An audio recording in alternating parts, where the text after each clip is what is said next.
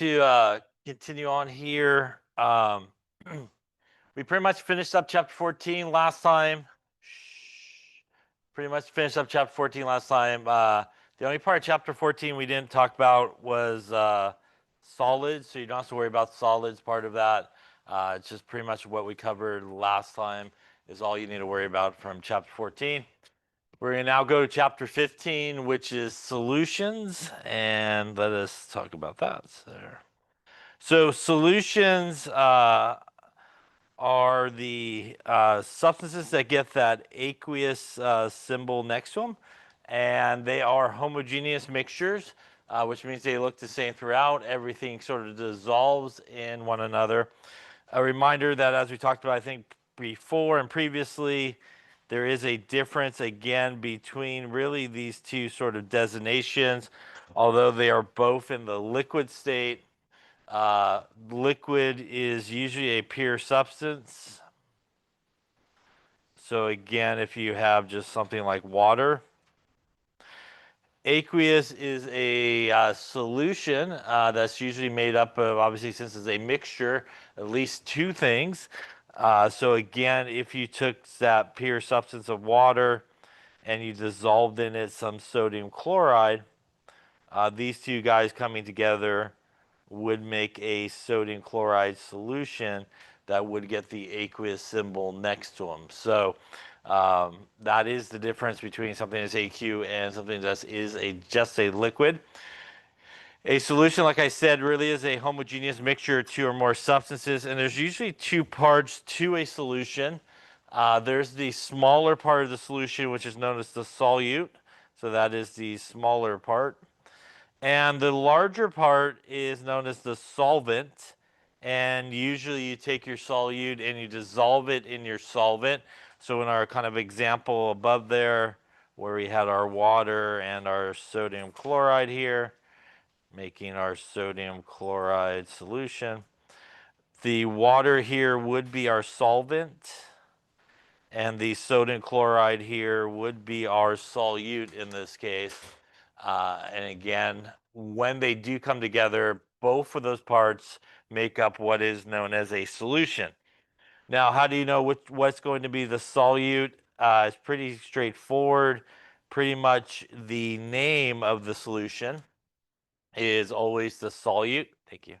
So a sodium chloride solution here would be the solute.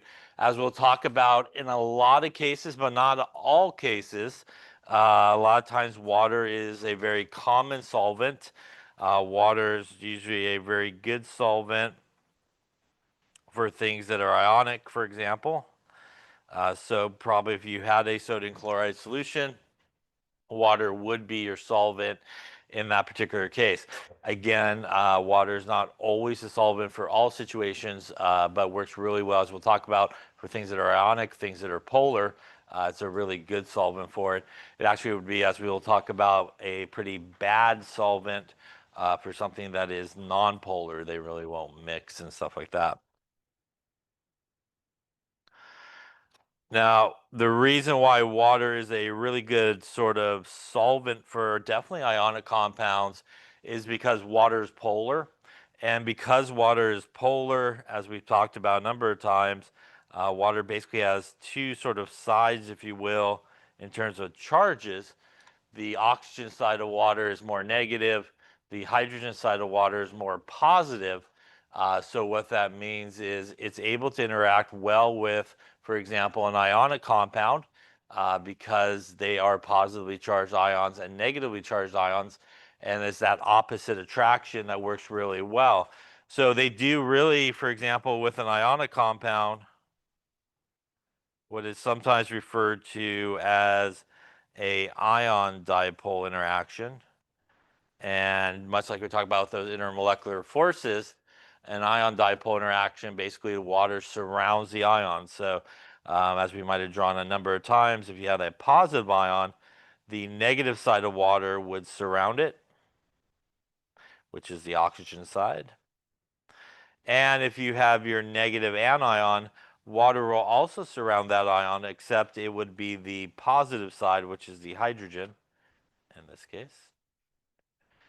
And that really does two things. That is really how something like an ionic compound basically will dissolve in something like water. It gets surrounded by a ton of water molecules. You help it along by obviously stirring it, right? So as you stir, you're putting a lot of water molecules on that ionic compound. You're also providing a lot of energy as well. So that all helps in this sort of dissolving process.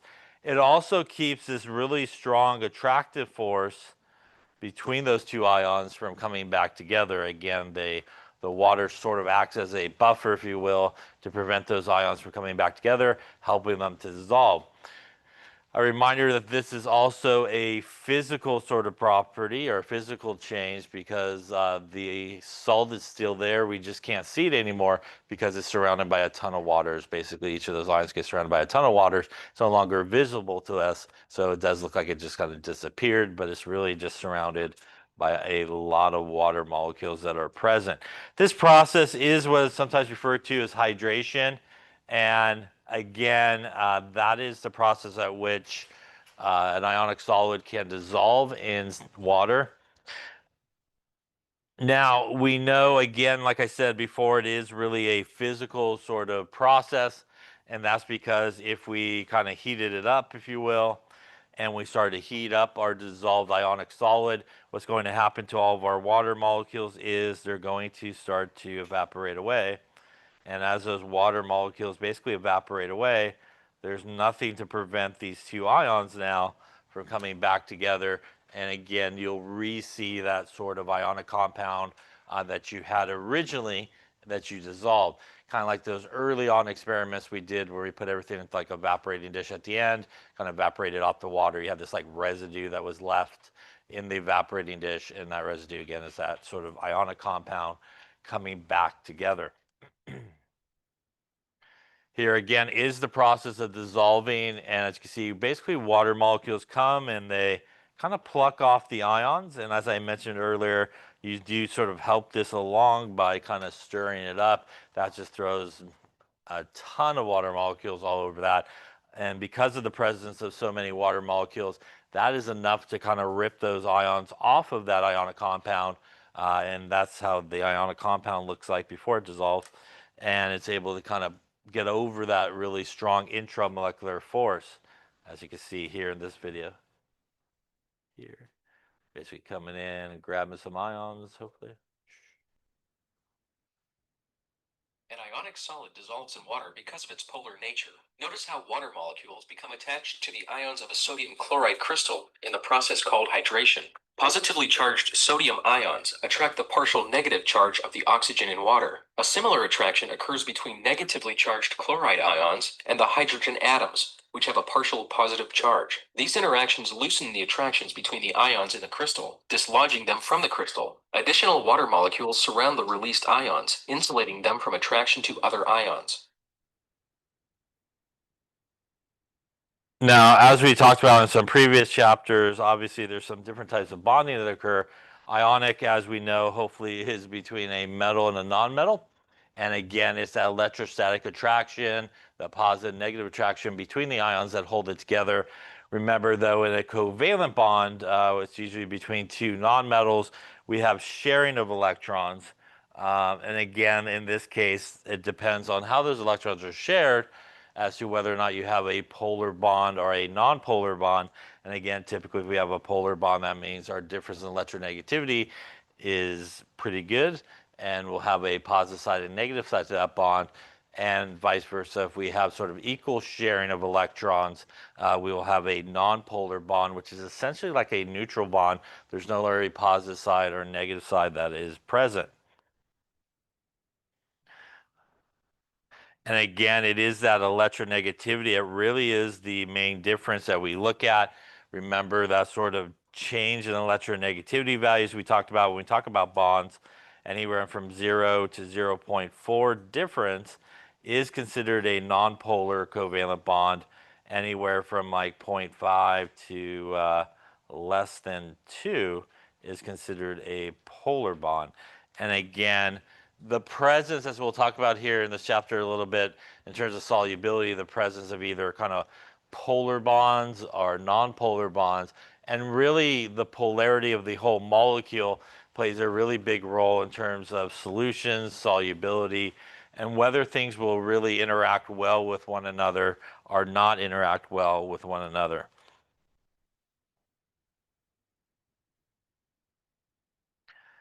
Now, when we talk about water, as I mentioned a second ago, there are certain things that are definitely soluble in water.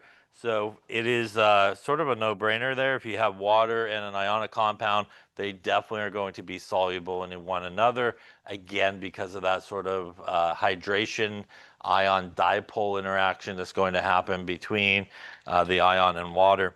Now, we do have some non-ionic substances that are also quite soluble in water, and things like sugar and ethanol. And although sugar and ethanol are not ionic, they are basically covalently bonded together. They do have some important sort of characteristics. So if we take a look at ethanol, for example, here, looks something like this if we draw it. So that is ethanol. And really, when you look at ethanol, it actually has two parts to it. It has this kind of back part here where all the carbons and hydrogens are. And as you hopefully know, carbon-carbon bonds nonpolar, carbon-hydrogen bonds are nonpolar. So this is kind of like the nonpolar side of ethanol. But what helps ethanol, especially with its ability to interact well with water, is actually this part of it. This part of it is actually a polar bond. And just like when we take the difference in electronegativity, oxygen is going to be more electronegative than hydrogen here, and it is going to create a polar bond where the oxygen is more partially negative and the hydrogen is more partially positive. That is a really crucial sort of part to this molecule that allows it when a water molecule is near, which again also has a negative side and really a positive side by the hydrogens, to actually interact with each other. And they're able to interact with each other through what we talked about in the previous chapter, which is those intermolecular forces. And they both actually can do some hydrogen bonding. Now, because water can hydrogen bond with itself, and ethanol, because it contains this polar group on it, can also hydrogen bond, it makes something like ethanol pretty soluble in water because it will basically just interact with water the same way water interacts with itself. So because it has that ability to hydrogen bond, we are going to see ethanol, for example, being soluble in water because it's going to interact well with water through that OH group. Now, what about sugar? Sugar is actually a much larger sort of molecule than, say, ethanol. But one of the things that sort of helps sugar, and as we know, if we take some sugar and we put it in water, it will dissolve, right, with kind of no problem. And what helps sugar dissolve is it is kind of loaded with these OH groups. So sugar has a bunch of OH groups pretty much all throughout it. And because it has these OH groups, what that means is everywhere there's an OH group, that gives sugar the opportunity to interact well with water, also through hydrogen bonding. And that's going to make something like sugar really, really soluble in something like water. So what this is a nice example of is, again, we could have some non-ionic compounds that if they do have some type of polar type of part to them, it allows them to interact with something like water, and especially if they have a polar part that can hydrogen bond, it allows them to interact really well with water as well and be very soluble in water. Now, there is sort of a limit to solubility. So even though, for example, something like ethanol does have that OH group, the solubility of these guys, which are known as alcohols in organic chemistry, the solubility of these guys basically will start to decrease once you hit about 5 or more carbons. So as this kind of carbon side gets longer and longer, and I'll just draw out all like these carbons, for example. And you can imagine all these have hydrogens on them.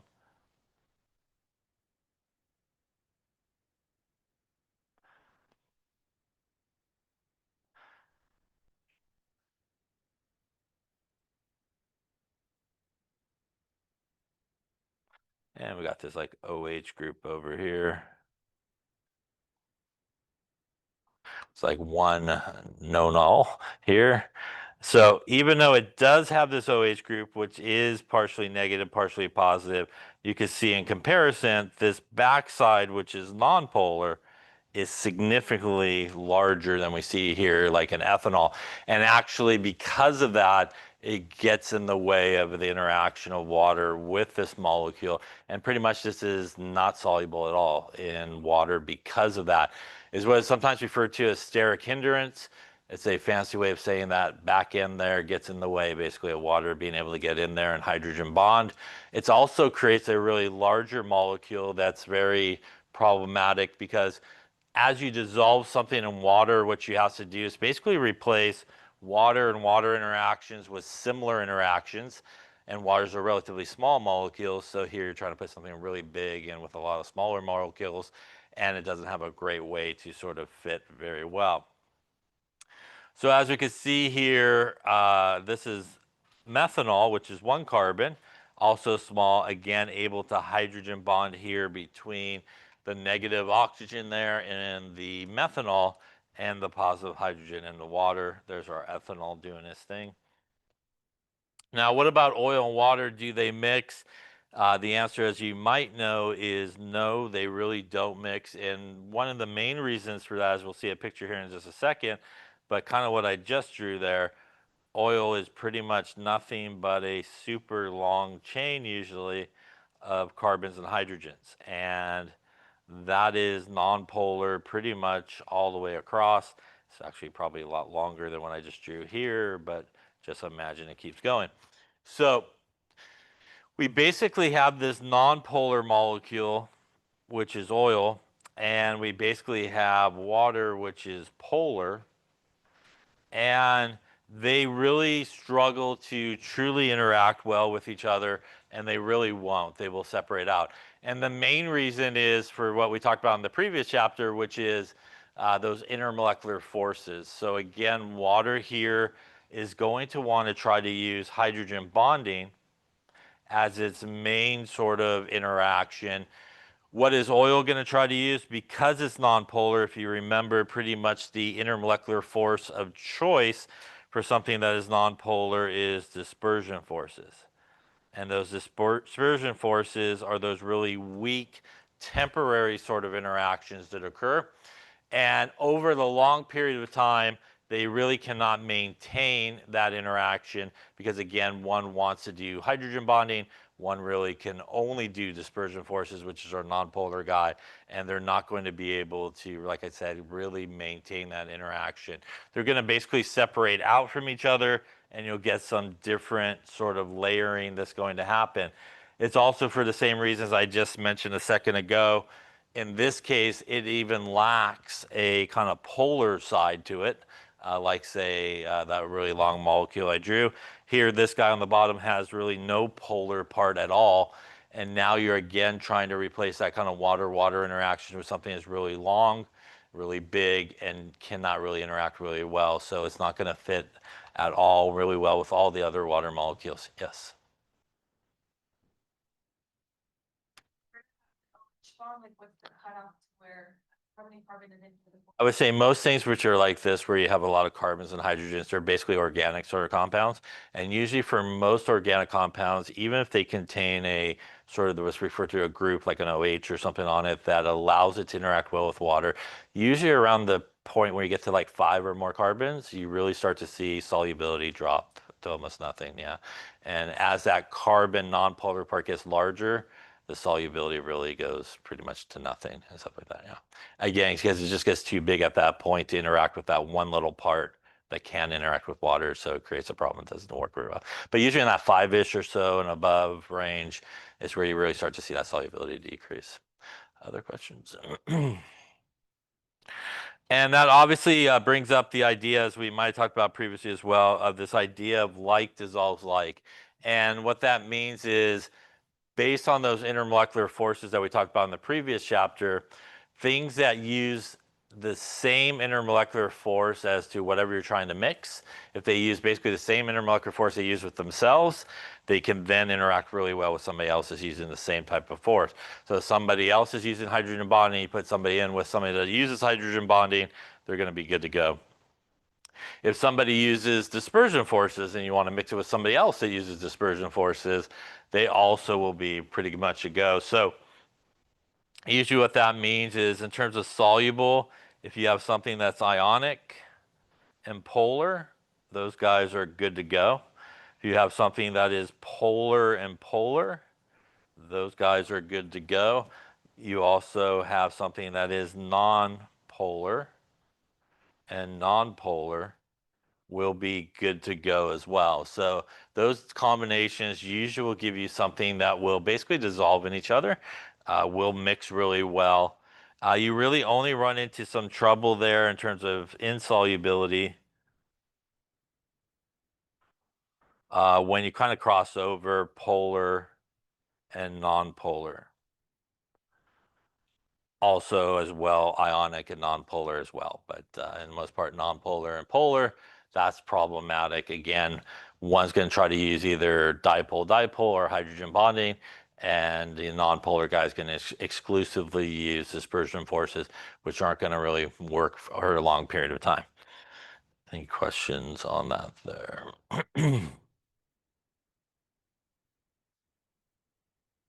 So here is a picture of sugar up on top, and again, like I said before, you can see it is pretty much just littered with these OH groups over it, even though it's a relatively bigger sort of molecule.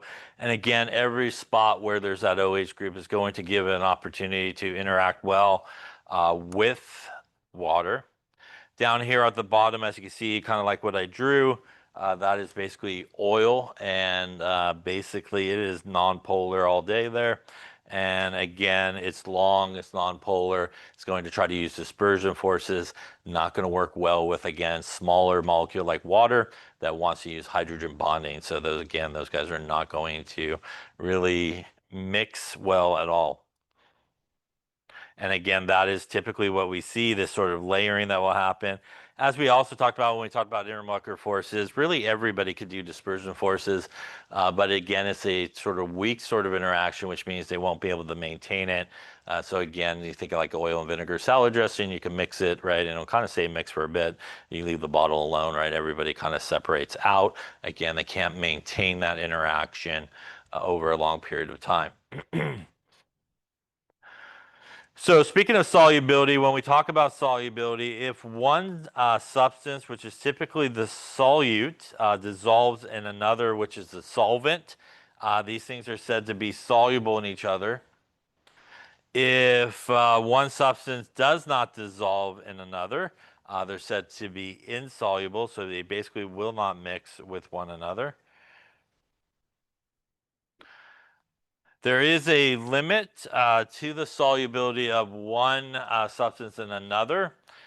Usually solubility is also based on temperature, especially if you're talking about like a solid in a liquid.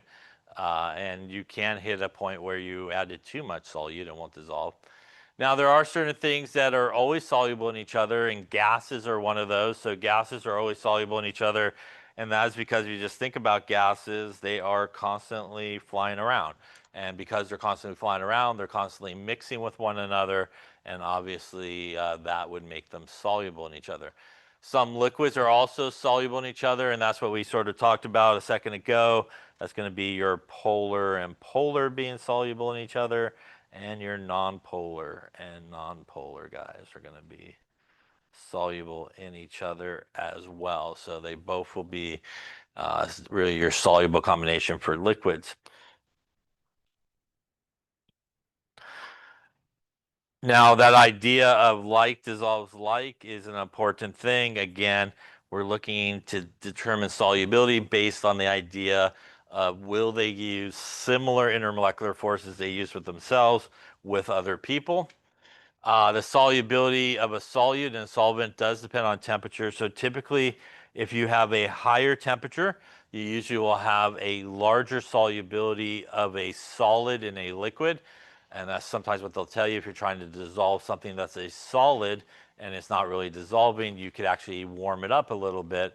And what that will do is it will actually change the solubility of that substance and actually usually increase it, and you'll get a lot more of the solid to dissolve in that liquid. At a lower temperature, we have a larger solubility of a gas and a liquid. So if you just think about that, we have a liquid, we have a gas molecule, and at a lower temperature, what's going to happen with our gas molecule is it's going to fly around slower, which means because it's flying around slower, it's going to stay in the liquid part for a lot longer period of time before it sort of exits out of the liquid part of it, and that would keep it more soluble. Also, solubility of gases depend on pressure. The higher the pressure, the larger the solubility of a gas, for example, in a liquid. That's what happens in a soda can, right? In a soda can, before you pop the top there, you have a lot more of your CO2 dissolved in the liquid part because it's under a lot higher of a pressure. Higher pressure means smaller volume, or gas going to be in a smaller volume. When you pop the top of your soda, you start to see the fizz come out, and that is all your CO2 coming out the top because you did two things. You released the pressure, and you also gave your CO2 an escape route, right? So it gave you an escape route. That's also why your soda will eventually go flat, because the air will push those CO2 molecules away. They won't come back in, and now your soda has no more CO2, and it's very flat, right, when you drink it if you leave it out and open for a while. Now, when we talk about solution composition, there's a couple of ways we could classify solutions, and let's talk about these. If we have too much solute to a solvent, or add too much solute to a solvent, that is what is referred to as a saturated solution. A saturated solution is pretty much a solution where you have, at that particular temperature, hit the maximum amount of solute you could dissolve. So that is what's sometimes referred to as the saturation point. It is like the exact point where you've dissolved all this solute, and you pretty much hit the point where you cannot dissolve any more. And that means that if you have a saturated solution and you try to dissolve more solid in it, you will not get it to dissolve. It will just start piling up there on the bottom. Now, what's the opposite case? The opposite case is an unsaturated solution, and in an unsaturated solution, you have not hit that point yet, and that means that you could continue to add solid to your solution, and it will continue to dissolve. And it will continue to dissolve in an unsaturated solution until you hit a saturated solution. And once you hit a saturated solution, you've now hit that point where no more solid will dissolve. And like I said, it will start to pile up. So unsaturated solution, you haven't really hit that point of maximum amount of solute dissolving. Saturated solution, you have basically hit that point. Any questions on that there? The flask contains this. Before we look at that, let's take a look at this here. A third type of solution, which is what that video is going to show, I think. A third type of solution is one that is what's referred to as a supersaturated solution. And in a supersaturated solution, what you do is you basically make a saturated solution. And usually what you do is you heat up this solution. And you start heating the solution, and you start dissolving in it. And you start to dissolve whatever you want to dissolve in there. And because you're heating up the solution, what that's going to do is change the solubility of your solid.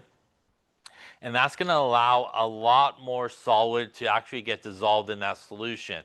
And that's because the temperature is increased, so you can get a lot more of that solid dissolved. Then typically what you do is, after you get all that dissolved, a lot of solid, you basically cool down your solution. And you try not to touch it too much, leave it undisturbed. You just kind of let it cool back down. Now, as it's cooling back down, what's happening is the solubility is now changing because you heated it up, which allowed you to get all this solid dissolved in it. But as it cools back down, now you have at this point a really unstable solution, because at the lower temperature, you now have too much solid dissolved in it.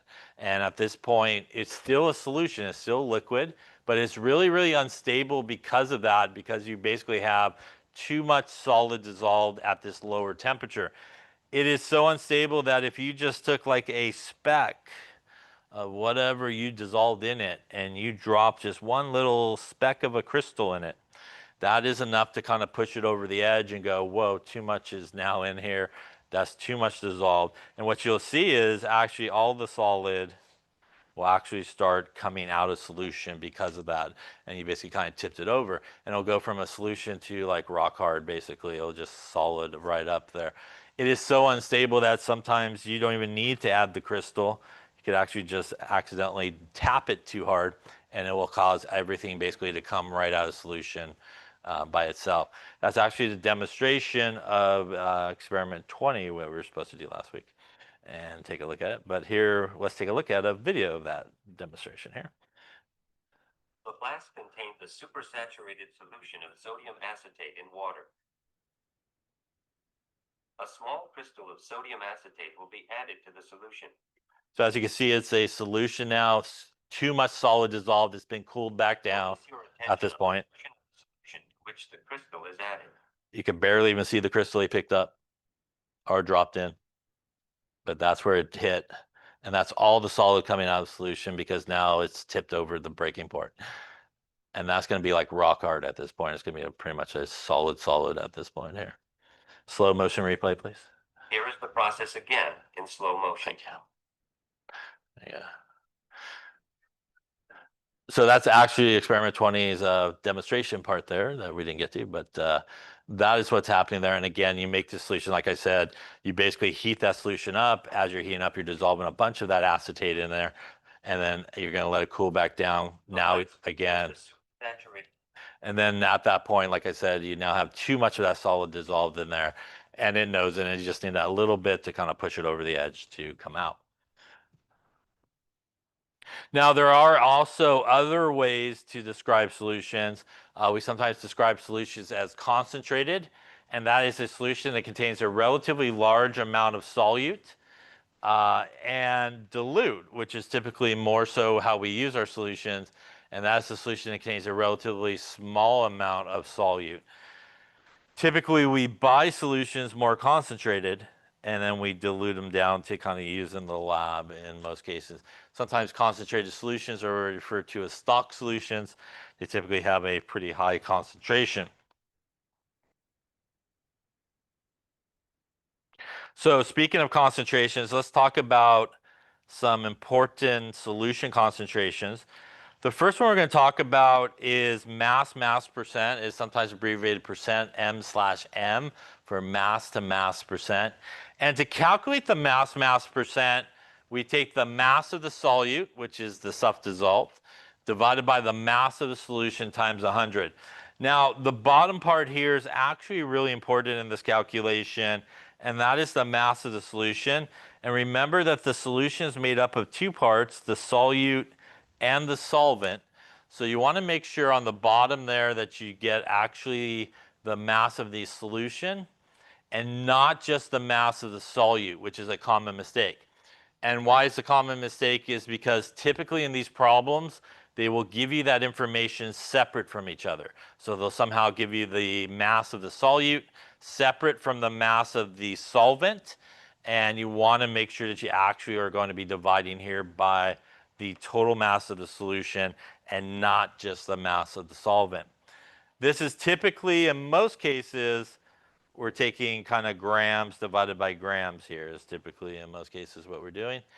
And for example, if you had a 4.5% by mass sodium chloride solution, you can actually turn that into, for example, a usable conversion factor. Basically, what that would mean is you would have 4.5 grams of sodium chloride in 100 grams of solution. So that is a way you could kind of turn that percentage that's given to you into a conversion factor. You also could use it the other way, just like any conversion factor. You could say in 100 grams of solution on top, I have 4.5 grams of sodium chloride. we assume 100 grams of solution, so the numbers don't change. Basically, is why we pick 100. You can pick any number you want, but the numbers would change, so you don't really want to do that. But we can use this as a conversion factor, and that's really helpful, especially when you have these percent composition or really percent masses here, to take more of a dimensional analysis approach and just use them as a conversion factor. You can also obviously plug and chug into this equation and obviously solve for whatever you're looking for. But sometimes if you're given the percentage, sometimes it's helpful to kind of take more of that dimensional analysis approach. Yes, sir. So we're just going with 100 grams solution because we're out of 100% basically. Basically, and that, well, the reason again why we do that is it keeps that 4.5 number the same. Yeah. So for example, if you assume 200, you would have to double it, right? And that changes numbers, and you don't want to do that. So to kind of keep the number the same, just like normal, whenever you have a percentage, you usually assume 100, and that just keeps the numbers the same. Yeah. Other questions? Yeah. Now there are some other concentration units which are similar. That's percent volume to volume, and this is the volume of solute divided by the volume of solution times 100%. So that's a V to V is volume to volume, basically. I would say in most cases, this is kind of milliliters over milliliters, basically the same idea. And then we have percent mass to volume here. And that is the mass of the solute, usually in grams.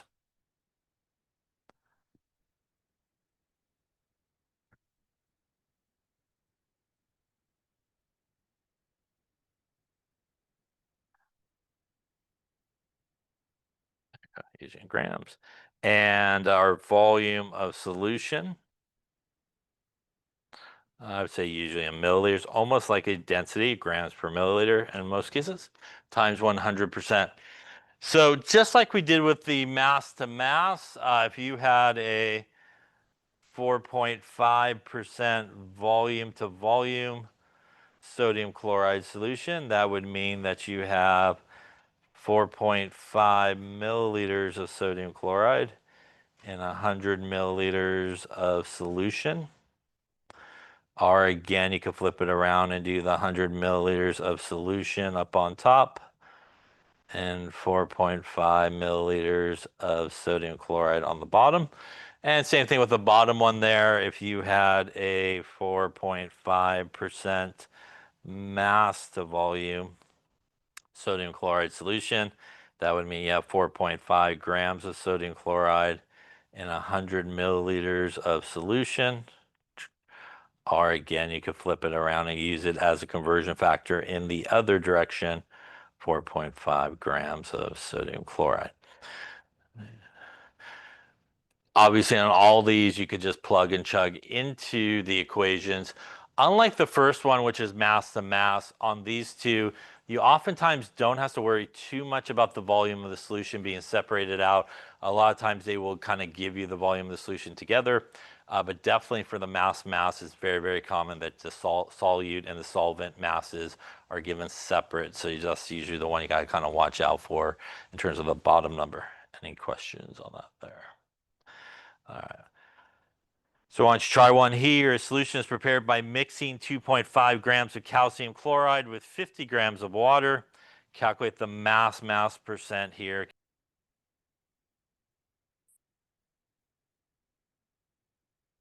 Okay, so let's take a look. So obviously we're looking for our percent mass to mass. And that's going to be, again, our mass of our solute divided by the mass of our solution times 100%.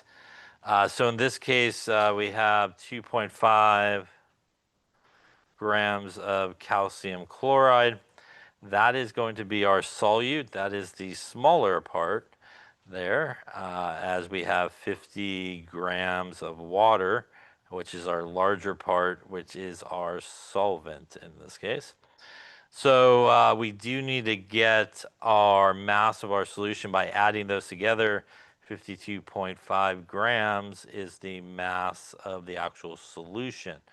So once again, we want to make sure we're not just taking the solvent in this case.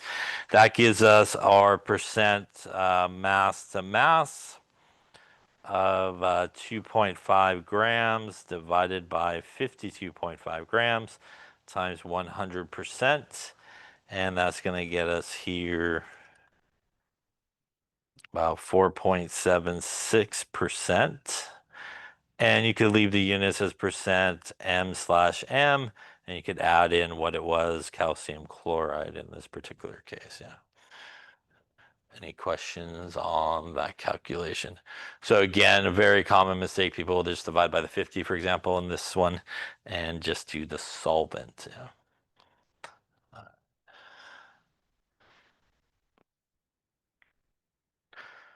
Let's try another one here. Concentrated hydrochloric acid contains 37.2% by mass HCl. What is the mass of the HCl that we have in 35.5 grams of concentrated HCl?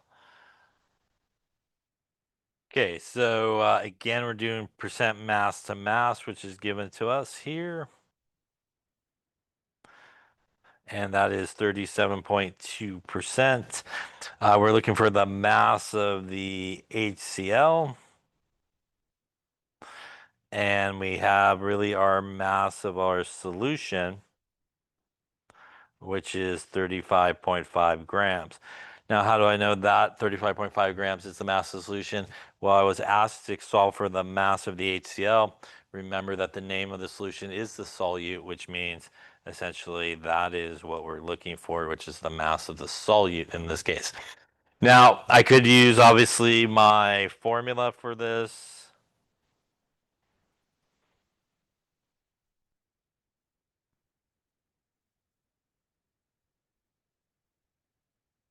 And I could plug and kind of chug into that formula there. I could also take a more dimensional analysis approach. So again, since I am given the mass percent, I could use that as 37.2 grams of HCl in 100 grams of solution. Or in 100 grams of solution, I could do 37.2 grams of HCl. So once again, if we took more of a dimensional analysis approach, we would take our 35.5 grams of solution. All we have to do now is pick our opposites to cancel, which is this one here, 37.2 grams of HCl and 100 grams of solution. Grams of solution will cancel. And that's going to get us here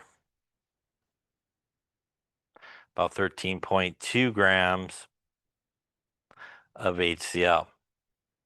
Now, obviously, that is the same number you would get if you just plugged it into the equation, which would give you 37.2% equals the mass of our solute divided by 35.5 grams times 100%. You would multiply this to the other side and divide by 100, which is basically the same math that we did above, obviously, and you'll get the same answer here. Any questions on that one there? Okay. Yeah. Y. And then I multiply, Y just essentially divided. Is that also correct? You probably multiply by the 37.2, I imagine. You took 35.5 and times it by 0.372. That's fine. That's basically this part right here. That basically moves the decimal point over two places when you do that part of it, divide by 100. Other questions? Yeah. All right, then let's talk about probably the most common unit of concentration ever, which is molarity. And molarity is the most common one used. Molarity is moles of solute, capital M, liters of solution. Yeah, that's technically the formula for it. So molarity, which is capital M, is basically moles per liter. We use this really like a formula, kind of like density, if you will. We could actually solve for, and it's very common to solve for any of those three things. So if you wanted liters, that would be moles divided by molarity. If you wanted moles, which is a very common conversion, you take liters times molarity. I will note that if you are doing this calculation here, or whenever you are using molarity and volume by itself, you should always make sure the volume's in liters, because that will give you the units that you typically will want. Technically speaking, you could also do molarity, technically speaking, is millimoles divided by milliliters, and the millis cancel, and that gets you back to moles per liter. The problem is when sometimes people do is they multiply milliliters times molarity, thinking they are getting moles, and they're not really getting moles, they're actually getting what are known as millimoles, which are about 1,000 times off of the moles value that you're looking for. So I would say in most cases where you're doing this calculation, you want moles and not millimoles. So you want to make sure you always convert your volume to liters when you're using it with molarity. I will also say that it is really super important probably to get rid of the big M when you're doing calculations. So what I mean by that is if you had a 4.5 molar solution of sodium chloride, you should really get rid of this big M and replace it with the 2 units, 4.5 moles per 1 liter of sodium chloride. The number always stays with the moles and it's always 1 liter. And the reason you should do that is when most people just do calculations with the big M, they have absolutely no idea about the volume part of it. They don't know where liters are. They don't even know there's liters. They're not sure where they should be doing. So at least if you write it out like this, you can see both of the units and probably have a good shot, hopefully, at getting it correct. You could also, by the way, use this as a conversion factor too and take a more dimensional analysis approach when you're doing calculations. So we could go 4.5 moles per liter. We could also flip it on its head there and go with the 1 liter is 4.5 moles of sodium chloride and kind of flip it upside down and use it as a conversion factor. So sometimes also that's a really good way of doing these type of problems. Rather than just kind of rearranging this guy and plugging it in there, is to take that more dimensional analysis approach. That way, a lot of times that'll help you not have to worry about should I multiply, should I divide? Because when you do dimensional analysis, again, everything on top gets multiplied, everything on the bottom gets divided. So it kind of does the math and the rearranging for you without you having to worry about it. So when we do have a solution that is 1 molar, for example, 1 molar sodium chloride, what that means is we have 1 mole of sodium chloride in a liter solution. Now, when we talk about molarity, sometimes we are interested in the molarity of the actual ions themselves, and maybe not the whole ionic compound. So that would mean in this case, it actually contains 1 mole of sodium ions and 1 more chloride ions, or the molarity is a 1 molar sodium floating around in there and a 1 molar chloride floating around there. A lot of times with solutions, when we do things like titrations or something like that, for example, we use a standard solution. And a standard solution is a solution that you know pretty much everything about. You know the molarity of that solution, you know obviously the volume that you have of it. So what a standard solution is typically a known solution, something that you basically know everything about. And we could use a standard solution to help us figure out something about an unknown solution, like maybe what the molarity of it is by using the standard solution, and really stoichiometry to help us figure out things like that.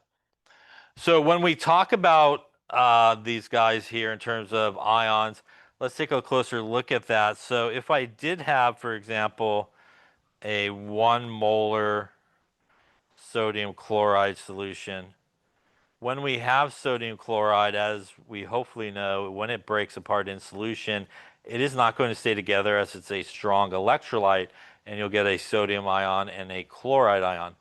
And maybe you are interested in maybe just what is the concentration of the sodium or the concentration of the chloride.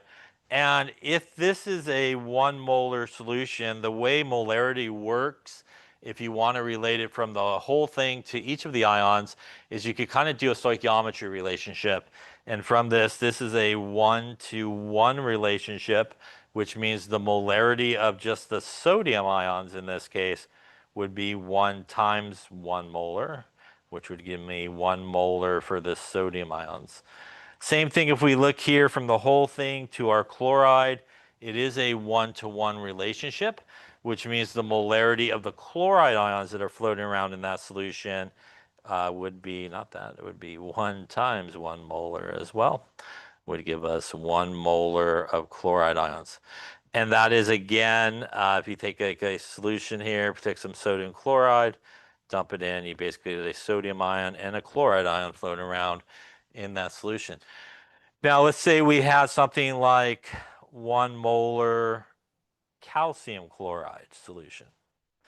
When we take something like calcium chloride and it breaks apart, we will get a calcium ion floating around in that solution and 2 chloride ions floating around in that solution. So again, if we looked at that here and took our calcium chloride, when we pop it in there, calcium ion and a couple chloride ions basically floating around in that solution.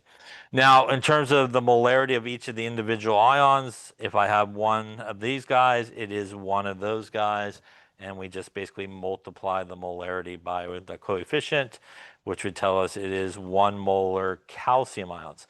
But when I look at the chloride ions, it is a 1-to-2 relationship.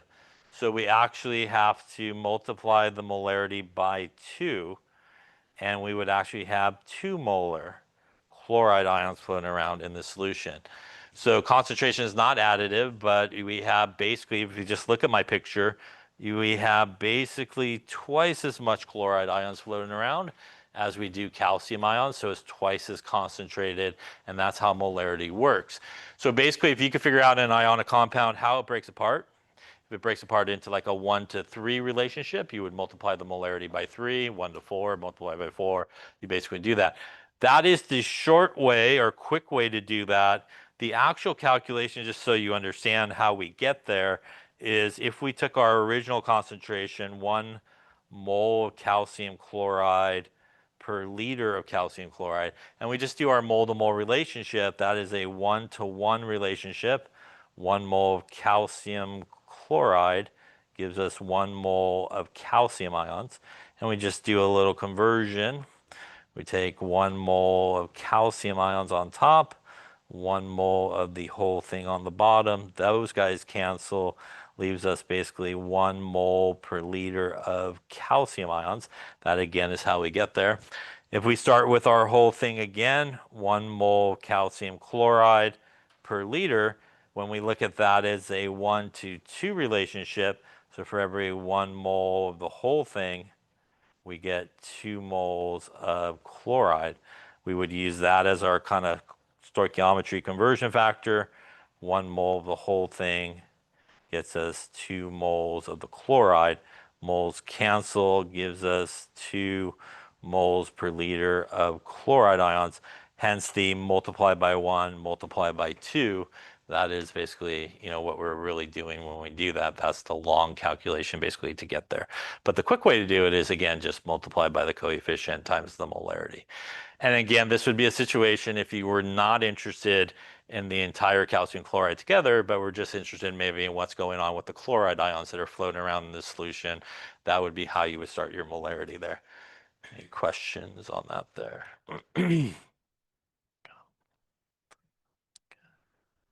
All right, so let's try regular molarity here, I think.